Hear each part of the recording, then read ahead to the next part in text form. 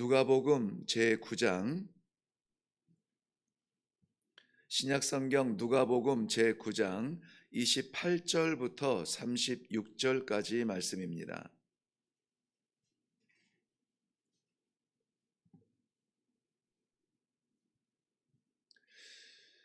제가 깜짝 놀란 게 이 귀한 본문으로 이레교에서 설교한 적이 없다는 걸 알고 제가 깜짝 놀랐습니다. 오늘 너무 귀한 말씀을 우리 받게 되는데 함께 한 목소리로 읽겠습니다. 시작. 이 말씀을 하신 후 8일쯤 되어 예수께서 베드로와 요한과 야고보를 데리고 기도하시러 산에 올라가사 기도하실 때에 용모가 변화되고 그 옷이 휘어져 광채가 나더라. 문득 두 사람이 예수와 함께 말하니 이는 모세와 엘리야라. 영광 중에 나타나서 장차 예수께서 예루살렘에서 별세하실 것을 말할세. 베드로와 및 함께 있는 자들이 깊이 졸다가 온전히 깨어나 예수의 영광과 및 함께 선 두 사람을 보더니 두 사람이 떠날 때에 베드로가 예수께 여짜오되 주여 우리가 여기 있는 것이 좋사오니 우리가 초막 셋을 짓되 하나는 주를 위하여 하나는 모세를 위하여 하나는 엘리야를 위하여 하사이다 하되 자기가 하는 말을 자기도 알지 못하더라. 이 말할 즈음에 구름이 와서 그들을 덮는지라. 구름 속으로 들어갈 때에 그들이 무서워하더니 구름 속에서 소리가 나서 이르되 이는 나의 아들 곧 택함을 받은 자니 너희는 그의 말을 들으라 하고 소리가 그침에 오직 예수만 보이더라. 제자들이 잠잠하여 그 본 것을 무엇이든지 그때에는 아무에게도 이르지 아니하니라. 아멘. 아멘. 네, 우리 먼저 기도하겠습니다. 이 놀라운 광경을 그때에는 아무도 전해 듣지 못했으나 오늘 이 새벽에 주의 사랑하는 백성들에게 밝히 말씀하여 주심을 인하여 감사합니다. 모든 기도의 성도들 그 기도의 자리에서 이 영광 보지 못하고 내려가는 이가 없도록 아버지 이 아침에 하늘 문을 열어 주시옵소서.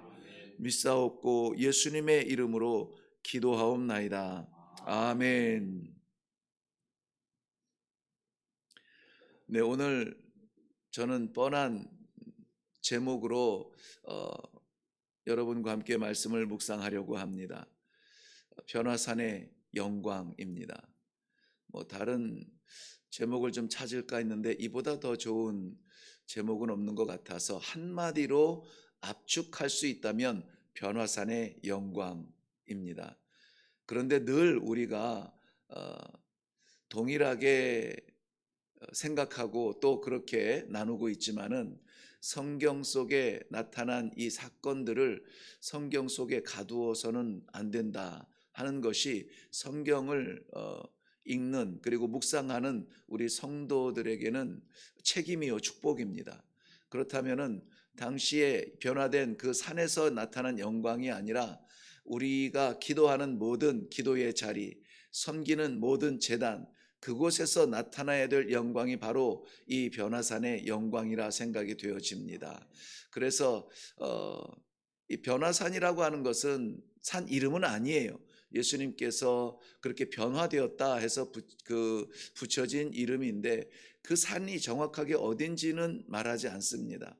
어떤 사람은 헬몬산이라고 하기도 하고 생명의 산 헬몬산이죠.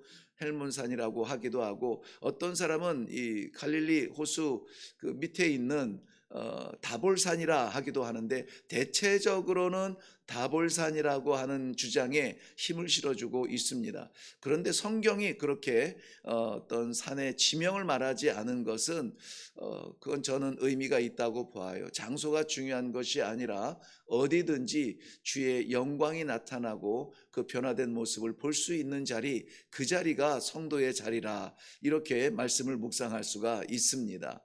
심지어는 이것은 당시에 그 다볼산의 영광이 아니라 오늘 우리가 기도하는 우리 이 예배의 기도의 처소의 영광이 아니라 우리 삶의 자리에서도 이 변화산의 영광은 동일하게 나타나야 될 줄로 믿습니다. 오늘 말씀은 이렇게 시작합니다. 이 말씀을 하신 후라고 되어 있어요. 그러니까 어떤 말씀을 하셨는데 그 어떤 말씀을 이 말씀이라고 지명하고 말씀하시면서 그 위에 약 8일 후에 나타난 일입니다.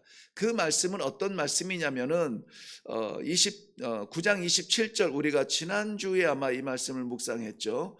27절 하반절 말씀에 보면은 여기 서 있는 사람 중에 죽기 전에 하나님의 나라를 볼 자들도 있느니라, 하나님의 나라를 볼 자들도 있느니라 라고 할 때에 많은 사람들이 하는 오해가, 그럼 천국이, 지상의 나라가 끝나고 천국이 예수님께서 사역하시던 그 시대에 생존하던 사람들 가운데 임하게 될 것이냐? 그럼 우리는 없죠. 지금 우리는 이 자리에서 이 말씀을 읽을 수 있는 기회가 없어요. 그 이후에 하나님께서 인내하고 참으시면서 기다리시면서 거두어들인 이 신앙의 자녀들, 백성들, 성도들은 없습니다. 그럼에도 불구하고 하나님께서 인내하심으로 지금도 예수님의 재림은 참아 기다리고 계시는 중이죠. 그런데 그렇다면은 여기 있는 사람들 중에, 즉 예수님의 제자들 가운데서 이 하나님의 나라를 볼 자들도 있다라고 말씀하셨는데, 이 말씀을 하신 후에 8일째 되는 날이에요. 그러므로 이 제자들이 오늘 보게 된 광경은 한 동산에서, 이 다볼산이라고 하는 산은 뭐 그렇게 대단하게 계곡이 있거나 숲이 있거나 그런 산도 아니에요. 해발 600m도 채 안 되는 큰 언덕 정도 되는 뭐 그러한 정도의 산입니다. 그 산에서 나타나는 그 영광이 바로 예수님께서 말씀하신 하나님의 나라의 영광이라고 하는 것인데요. 왜냐하면은 여기서 너희 가운데 여기 서 있는 사람들 중에 하나님의 나라를 볼 사람도 있다라고 할 때 이 보다라는 말은 하나님의 나라에 대한 믿음이 생겼다거나 성령의 역사로 말미암아 새로운 초대교회가 바라보는 그러한 하나님의 나라에 대한 이해가 생겼다거나, 그것이 아니라 가시적으로 본다는 것을 말해요. 그러므로 정말 이 가시적인 육안을 가지고 they see the kingdom of God이라고 말했어요. see라고 하는 이 우리 육안을 가지고 볼 수 있다라고 하는 것은 예수님께서 보여주실 무엇이 있다는 것이에요. 그러므로 오늘 제자들이 바라본 것은 예수님의 영광뿐만이 아니라 하나님의 나라를 보게 되는 것입니다. 과연 하나님의 나라는 어떠한 나라입니까? 그래서 오늘 저는 하나님의 나라를 보여주고 싶어하는 예수님의 그 마음을 우리가 같이 받고, 바로 오늘 기도하는 우리 이 자리가 예수님께서 내재하여 임재하여 주시고 우리들에게 잊을 수 없는 그 광경을 보여주시는 복된 자리가 되기를 먼저 주님의 이름으로 축원합니다. 서 있는 사람들 중에 몇 명, 즉 오늘 보면은 베드로와 요한과 야고보를 데리고 기도하러 산에 올라가셨다라고 말씀하고 있습니다. 자, 이 기도하러 산에 올라가신 이후에 보여주신 광경입니다. 먼저는 예수님의 변화된 얼굴입니다. 29절 말씀에 보면 기도하실 때에 용모가 변화되고 그 옷이 휘어져 광채가 나더라 그랬습니다. 그 변화된 용모, 이것은 전에 알던 예수님이 아니에요. 뭔가 변화가 되었다고, 분명하게 변화되었다. 그래서 우리는 성도의 신앙생활은 이전 것은 지나갔으니 보라 새 것이 되었다라고 하는 어떤 우리의 그 윤리적이고 삶의 방편적인 방향성이 변화되고 이러한 실제적인 삶도 삶이지만 예수님의 변화된 그 모습을 우리가 소망하며 꿈꾸는 것은 성도의 특권입니다. 우리도 변화될 것입니다. 근데 제자들, 특별히 이 베드로와 요한과 야고보가 예수님의 변화된 모습을 기록했다라고 하는 것은 예수님의 부활한 이후에 변화된 모습을 미리 볼 수 있었던 것인데요. 여기에서는 세상에서 내가 알던 예수님의 모습이 아니라고 하는 것이에요. 눈, 코, 입이 바뀌었다든지 그런 것을 굳이 말하고 싶지는 않아요. 왜냐하면 그것을 아는 사람이 우리는 없어요. 예수님께서 부활하신 이후에 분명히 그의 신체는 변화되었다는 것을 우리가 압니다. 왜냐하면 먹을 것을 드시는 거 보면 우리와 이 동일한 이 체격과 이런 것들을 가지고 계신 것 같은데 잠겨 있는 문을 열지 아니하시고 통과하여 그 안에 숨어 있는 제자들을 만났다. 이러한 것들은 우리가 지상에서 우리 여기 몇 킬로 몇 그램 되지 않는 두뇌로 찾아낼 수 있는 어떤 그런 형태가 아니라는 것이에요. 변화라고 하는 것은 낯선, 그러니까 지상에서 경험적으로 만날 수 없는 그 모습으로 얼굴이 변화된 것을 봅니다. 얼굴만 변화된 것이 아니라 그 전체적인 모습을 보면 옷이 희어졌다, 옷에 광채가 났다라고 봅니다. 옷이 희어져 광채가 나타났다. 두 가지 형태적으로는 그렇죠. 희어졌고 광채가 나타났다는 것입니다. 이 흰옷이라고 하는 것은 요한계시록 19장 8절 말씀에 보면은 성도들의 의를 말하고 있어요. 하나님 앞에 설 자가 아무도 없지만은 하나님은 의로우시기 때문에 죄의 찌꺼기라도 그 앞에 설 수 없지만은 그래서 율법적인 사고로 살아가는 사람들은 자기들이 죄 가운데 하나님을 만나면은 죽을 줄 알고 있기 때문에 하나님의 얼굴을 보는 것을 두려워했지만은 그런데 하나님의 나라에서 그 하나님 앞에 설 수 있는 성도들은 의롭게 되었기 때문에 설 수 있다는 것입니다. 그 의롭게 되었다는 것을 어떻게 표현하냐면은 흰 옷을 입었다. 흰 옷 입은 그 옷을 입은 성도들이 하나님 앞에 섰다라고 하는데 그 흰 옷은 어디에서 났느냐? 예수 그리스도의 십자가 보혈로 말미암아 저희들의 모든 죄가 씻겨진 성도의 의, 즉 하나님의 형상 가운데 망가진 사람이 죄를 지어서 추락시킨 그 모습이 아니라 하나님의 본질적인 의의 형상이 남아서 하나님 앞에 설 수 있다라고 하는 것입니다. 그러므로 로마서 14장 17절 말씀에도 하나님의 나라는 먹는 것과 마시는 것이 아니요. 먹는 것과 마시는 것이 아니요. 우리가 꿈꾸는 나라죠. 잘 먹고 잘 사는 것. 그런데 하나님의 나라는 그런 데 있지 않대요. 우리가 지상의 낙원이라고 말하는 그러한 사회와 나라와 환경이 하나님의 나라는 아니라는 것이에요. 그러면 하나님의 나라는 어떤 것입니까? 성령 안에서 의와 평강과 희락이니라. 하나님의 나라는 그 안에서 의와 평강과 희락뿐밖에 없다는 것입니다. 이것은 그렇다면 내가 여기에서 심리적으로 의와 평강과 화목을 느끼면 여기가 천국인가? 그것은 아니에요.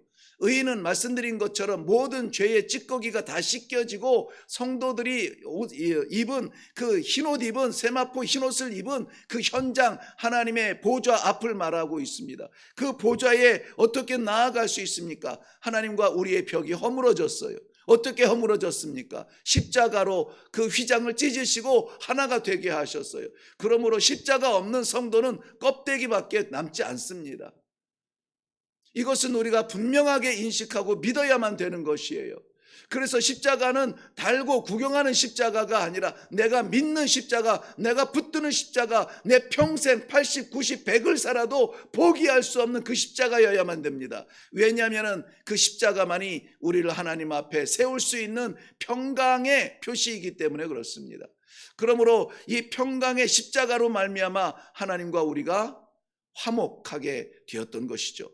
하나님의 말씀을 여러분 사모하십니까? 하나님과 마주서는 것이 두렵지 않습니까? 하나님 아버지가 그립습니까? 보고 싶어요? 빨리 하나님의 나라에 가서 그 영광의 보좌 앞에 서고 싶습니까? 아니면 조금 나중에 가고 싶습니까?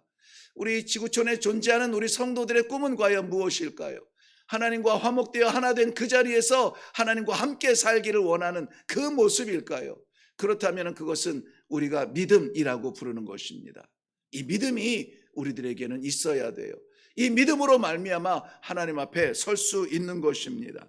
뿐만이 아니라 마가복음 9장 3절 말씀에는 변화된 예수님의 광채를 이렇게 표현했습니다. 그 옷에 광채가 나며 세상에서 빨래하는 자가 그렇게 희게 할 수 없을 만큼 매우 희어졌더라. 이것이 동일한 이 사건을 기록하고 있는 마태복음의 말씀인데요. 거기에서는 세상에 어떤 사람이 빨아도 이렇게 희게 할 수는 없다. 그러니까는 세상적 경험의 차원 그 너머의 어떤 광채라라고 말하고 있습니다. 그러므로 그 예수님의 기도하시던 예수님의 얼굴은 변화되고 그 옷은 광채가 나는데 가히 눈을 뜨고 볼 수 없는 그러한 영광을 보게 된 것입니다. 몇 마디 안 했는데 벌써 맞춰야 되는 시간이네요. 제가 많이 말했나요? 그래도 압축해서라도 몇 가지 좀 중요한 그 영광의 모습을 좀 새기려고 합니다. 그 다음에 예수님 제자들이 본 것은 무엇이냐면은 눈으로 그 가시적인 눈으로 본 것은 무엇이냐면은 천국의 교제였습니다. 30절 말씀에 보면은 문득 두 사람이 예수님과 함께 말하니 이는 모세와 엘리야라 그랬습니다. 모세와 엘리야는 제자들은 지금 모세와 엘리야를 보았지만은 상징적으로 말하면 율법의 대표와 또 선지자의 대표를 말하죠. 하나님의 나라는 율법과 선지자의 완성이라 우리는 그렇게 믿고 있습니다. 그러므로 말미암아 율법과 선지자의 그 강령을 우리는 무시할 수가 없어요. 그것을 우리는 닫아놓을 필요가 없습니다. 예수님께서도 그들을 무시하러 온 것이 아니라 새로운 법이라고 말하지만은 그 새로운 법은 완성된 법을 말해요. 율법과 선지자들의 모든 강령의 완성, 즉 사랑을 증거하기 위해서 왔는데 그 사랑은 하나님의 사랑이죠. 보세요. 오늘 예수님을 만나는 모세와 엘리야는 모세는 느보산에서 죽었어요. 그 이후에 아무도 그의 모습을 본 사람이 없습니다. 어떤 사람은 그 무덤을 볼 수 없으므로 하나님께서 그를 데리고 올라가셨다. 그래서 죽음을 보지 않고 부활한 자들 가운데 모세를 집어넣는 사람도 있기는 합니다만은 그렇게 그렇게 주장할 수는 있습니다만은 저는 일단 성경에서 말하는 것은 모세는 느보산에서 죽었다 이거예요. 그렇다면은 분명히 느보산에서 죽은 사람인데 지금 살아서 예수와 함께 말씀을 나누고 있다는 것이죠. 엘리야 선지자 같은 경우에는 살아서 승천한 사람의 대표예요. 살아서 승천했는데 지금 그 예수님과 함께 살아서 이야기를 나누고 있다는 것이죠. 즉 죽은 자도 살아서 예수님과 함께하고 살아서 예수를 믿은 사람도 죽음을 보지 아니하고 하나님과 교제할 수 있는 이 완전한 세상 하나님의 나라를 보고 있다는 것입니다. 그것을 보면서 제자들이 눈으로 바라보고 있다는 것은 놀라운 일이 아닐 수가 없습니다. 아니 도대체 언제적 모세고 언제적 엘리야입니까? 그런데 지금 저들 앞에서 예수님과 교제하는 모습을 보고 있어요. 교제하는 모습을 보고 있어요. 믿음으로 정말 하나님의 말씀과 계명과 율법을 지키며 선지자들의 강령을 가슴에 새기며 하나님 앞에 부끄럽지 않은 성도의 삶을 살려고 몸부림치며 살아가던 성도들이 예수님과 함께 교제하는 그러한 자리 하나님의 나라를 우리는 분명히 다다라서 이르러서 그 자리에 함께 설 줄로 믿습니다. 우리 주님께서 다시 오실 때에 우리 성도들도 죽은 자도 일어나고 살아서 예수를 믿는 자들은 함께 설 수 있는 영광의 자리 어디냐? 하나님의 나라라고 하는 것입니다. 이것을 믿으시기를 바라요. 저는 믿으시기를 바란다는 말을 잘 안 씁니다만은 이건 정말 우리들의 신앙이에요. 이거 없으면은 얼마나 답답하고 안타까울까요? 이 믿음 달라고라도 우리는 끔찍하게 매달려야 됩니다. 또 다음에는 저들이 그 영광의 자리인데요. 모세와 엘리야가 예수님과 함께 모여서 이야기 나누는 그 놀라운 광채, 그 찬란한 빛 가운데 서 있는데 놀랍게도 저들의 이야기의 주제는 예수님의 죽음입니다. 예수님의 죽음. 예루살렘에 가서 예수님께서 별세하실 것이 저들의 대화의 주제예요. 하나님의 나라를 바라보면서 따라가고 있는 제자들에게 예수님의 죽음은 그래서 인상 깊게 가슴에 새기게 됩니다. 하나님 나라의 백성, 하나님 나라에 가는 것을 믿는 주의 백성들은 그래서 반드시 예수 그리스도의 십자가의 영광의 죽음을 알아야 합니다. 잊어서는 안 돼요. 그 길이 하늘을 향하는 유일한 길이기 때문에 그렇습니다. 모세와 엘리야와 제자들이 예수님의 대화를 들으면서 그 어린 양 속죄의 제물, 우리 믿음 안에 있다는 것을 우리는 분명히 알아야 될 것입니다. 그 다음에 제자들이 본 것은 구름이 와서 그들을 덮었습니다. 그리고 제자들도 그 구름 안으로 들어가게 되죠. 구름 덮인 현상은 우리가 너무나 잘 알듯이 하나님의 임재의 현상입니다. 지금 여러분 이 말씀을 귀로 들을 것이 아니라 자꾸 이렇게 상상을 해보세요. 그 당시의 광경, 그 영광이 지금 우리에게 나타나고 있다면은 지금 우리 예배드리는 이 자리에서도 하나님의 영광의 구름이 우리를 가득 덮고 있다면은 하는 그런 감격스러운 마음이 있어야 돼요. 왜냐하면은 광야에서도 그랬고 시내산에서도 그랬고 이사야의 그 성전에서 바라본 하나님의 성전의 영광도 그랬고 하나님의 임재는 구름 가운데 임합니다. 하나님의 그 정확한 얼굴을 볼 수가 없죠. 그래서 구름으로 가리우고 그의 백성들을 보호하는 차원에서 하나님께서 임재하시는데요. 오늘 나타난 이 변화산의 영광은 하나님의 임재로 나타나게 되는 것입니다. 급하니까는 보이지가 않네요. 네, 그 다음에는 이 제자들이 바라본 이 변화산의 영광 가운데서 예수님이 영화롭게 인정받는 자리가 되는 것입니다.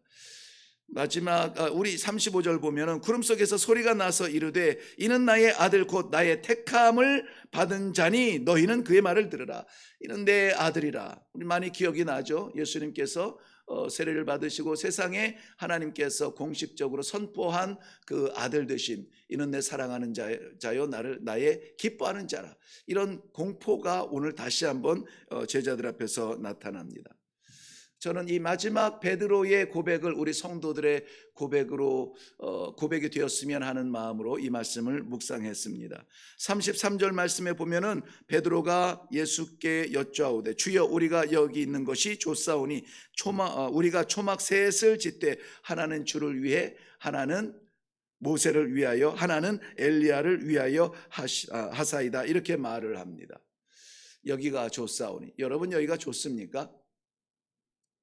네, 선뜻 나오지 않아요. 네, 그래도 집이 좋죠. 네, 집이 좋아요. 근데 베드로는 여기가 좋대요. 여기가 좋다고 합니다. 그리고 이렇게 마치 어린아이처럼 단순하게 이렇게 말하죠. 너무 좋으니까 여기다가 초막 셋을 짓고 아예 여기서 사시죠. 이렇게 말해요. 우리 성도들에게 성전은, 기도의 자리는 그런 의미가 있어야 되죠. 물론 예수님은 어디나 계시지만은 가시적으로 볼 수밖에 없었던 베드로는 그 순전한 마음으로 말합니다. 여기가 좋사오니 여기에 집 짓고 여기서 삽시다. 왜 그럴까요? 두 가지인데, 하나는 내려가면 예수님이 별세하실 것 같으니까 내려가시면 안 돼요. 뭐 그러한 충성의 마음도 있습니다만은 그러나 그보다 더한 것은 이 자리, 예수님의 영광을 바라보는 이 자리가 너무나 좋은 거예요. 모세도 봤죠. 엘리야도 보았죠. 예수님도 거기에서 이 역사적인 만남을 하는 그 자리가 너무나 좋은 거예요. 우리들도 마찬가지입니다.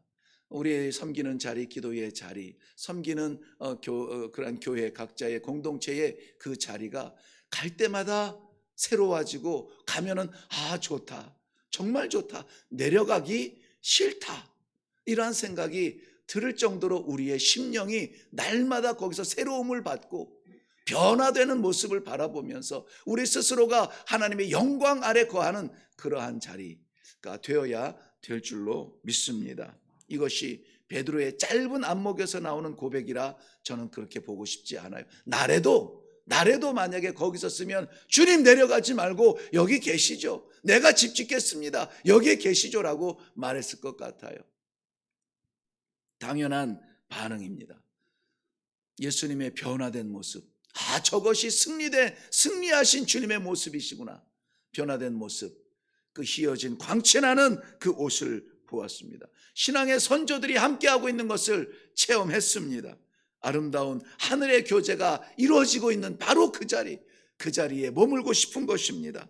하나님의 음성이 정말 귓전에 울리며 이는 내 사랑하는 아들이요 내 기뻐하는 자라 라고 하는 하늘의 음성이 들리는 그러한 자리라면은 저는 집에 뭐가 금덩어리가 1톤이 쌓여 있어도 돌아가고 싶지 않아요. 이 자리가 그 변화산의 예수님의 영광의 자리가 될 줄로 믿습니다. 기도하겠습니다. 이 영광을 부족한 입술로 서둘러 전했습니다. 표현할 수 없는 영광입니다. 이것을 사랑하는 성도들, 기도하는 주의 종들이 자신이 바라보는 영광으로 체험하게 하여 주시옵소서.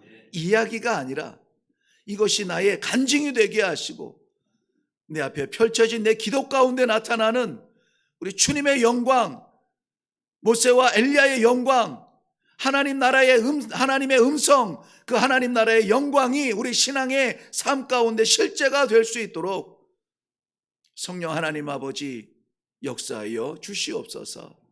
감사드립니다. 이루어 주실 줄로 믿사옵고 예수님 이름으로 기도하옵나이다. 아멘. 네, 제자들은 변화산의 영광을 눈으로 보았습니다. 우리는 귀로 들었습니다. 그러나 우리의 영안이 열리고 그 영광을 바라보며 여기가 좋사오니 우리 기도의 자리자리마다 이러한 고백이 나타나고 왜 좋냐면은 그 영광을 보았기 때문에 이러한 신앙의 확신이 있는 우리 성도들이 되시기를 바랍니다.